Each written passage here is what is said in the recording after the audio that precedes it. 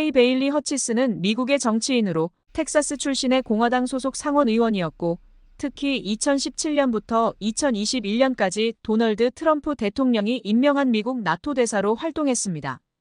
이 기간 동안 그녀는 미국의 리더십을 강화하고 북대서양 동맹을 견고히 하는 데 중점을 두었습니다. 만약 트럼프가 재집권 시 외교 및 안보 분야에서 중요한 역할을 수행할 것으로 예상됩니다. K. 베일리 허치슨 전 나토 대사는 최근 언론 인터뷰에서 중국을 억제하는 최선의 방법은 그들의 경제를 붕괴시키는 것이라고 발언했습니다. 이 발언은 미국의 정치적 엘리트들이 중국의 경제 성장을 제어하려는 전략의 일환으로 나온 것입니다. 허치슨 대사는 중국의 군사력 증강과 경제적 부상을 큰 위협으로 인식하고 경제 붕괴를 통해 중국을 억제하는 것이 최선의 방법이라고 주장했습니다. 트럼프 2기 집권 가능성이 높아지는 이 시점에 중국 통신왕에 그녀가 한 말을 되새기며 아래와 같은 글이 올라와서 관심을 받고 있습니다. 먼저 함께 내용을 보시겠습니다. 중국을 억제하는 최선의 방법은 그들의 경제를 붕괴시키는 것이다.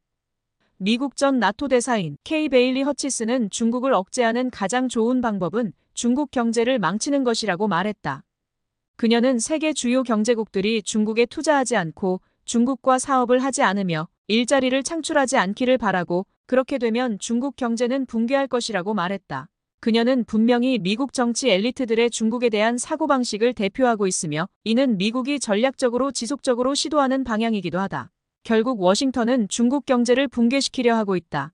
우리는 중국 경제의 장기적인 번영을 촉진해야 하며 이는 중미 경쟁의 주요 전장이 될 것이다. 경제가 중국에게 얼마나 중요한지에 대해 우리를 심하게 적대시하는 이 미국 전 대사의 발언은 이 문제를 이해하는 새로운 관점을 제공한다.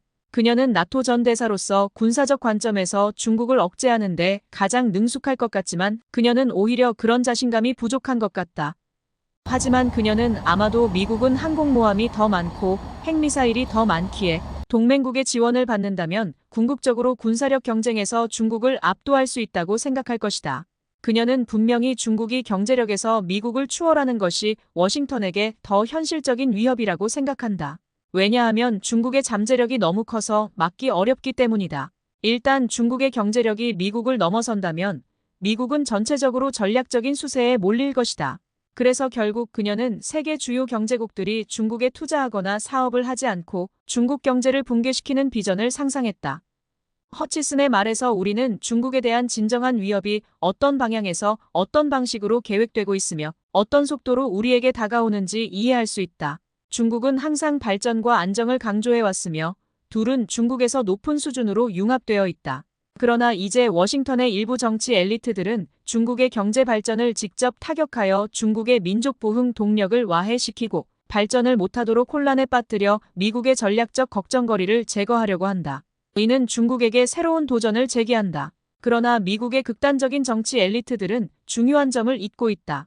중국과 같은 대국의 내재된 경제 발전 동력은 언제나 절대적이며 중국은 과거에도 앞으로도 미국 정책의 부속물이 아니다. 그들이 번영하기를 원할 때 중국이 번영하고 쇠퇴하기를 원할 때 중국이 쇠퇴할 것이라고 생각한다면 그것은 너무 큰 착각이다. 중국 경제 발전의 진정한 동력은 더 나은 삶을 추구하는 국민들의 지속적인 열망과 집권당인 공산당이 국민을 중심으로 하여 이 열망을 지속적으로 충족시키고 중화민족의 위대한 부흥을 실현한다는 확고한 사명감에서 나온다. 중국은 오랜 역사를 가진 위대한 문명국가로서 우리는 찬란한 기억과 찬란함을 재현할 야망을 가지고 있다.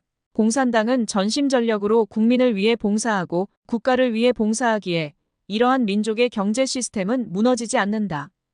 이 미국 전 나토 대사의 독한 표현을 기억하자. 그녀는 중국 경제를 붕괴시키는 것이 우리 모두의 인권에 어떠한 재앙을 초래할지 생각해보지 않았다.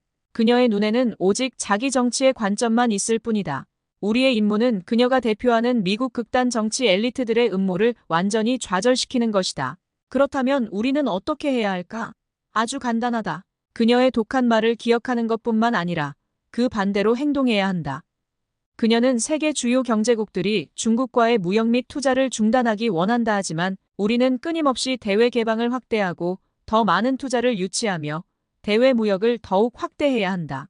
최근 몇 년 동안 중국은 외국 투자를 유치하는 신정책을 계속 내놓았으며 팬데믹 이후 더 많은 국가의 국민들에게 무비자 정책을 연속적으로 도입하여 이러한 조치들이 지속적으로 힘을 발산하고 있다.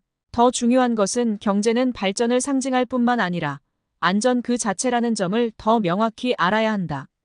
현재 세계 각국은 경제 안보를 국가 안보의 핵심 내용으로 삼고 있다. 미국이든 유럽이든 주요 개발도상국이든 예외는 없다. 중국에게도 경제는 국내 안정과 대외 경쟁을 위한 핵심 자원이다. 우리 중국은 대국으로서 어떤 것도 약점이 되어서는 안 되며 경제는 특히 강력해야 한다. 매우 중요한 점은 중국 경제가 좋아지고 나빠지는 것은 우리 자신에게 달려있다는 것이다.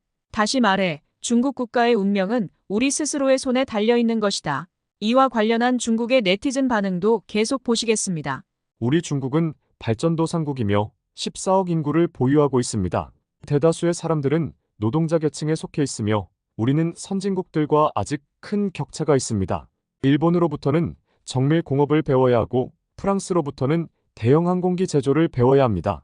우리의 길은 아직 멀었습니다. 이런 전 세계의 밥그릇을 깨려는 발언은 바로 중국 발전을 억제하려는 미국의 노력이 실패한 후에 나온 궁지에 몰린 당나귀가 발버둥치며 몹시 화가 난 모습을 잘 보여줍니다. 서방 입장에서 중국을 겨냥하고 무너뜨리려 하는 것은 당연히 최선의 전략입니다. 하지만 문제는 우리가 우리의 경제를 잘 관리할 능력이 있는가입니다. 이는 능력 있는 사람이 경제를 관리해야 한다는 것을 의미합니다. 현재 전체적인 상황은 매우 비관적이며 다양한 경제 수치가 계속 하락하고 있습니다. 이것은 무엇을 의미할까요? 중화민족은 세계에서 가장 지혜롭고 근면하며 용감한 민족입니다. 이번 중미 경쟁에서 승리하기 위한 방법은 스스로의 실력을 키우는 것입니다.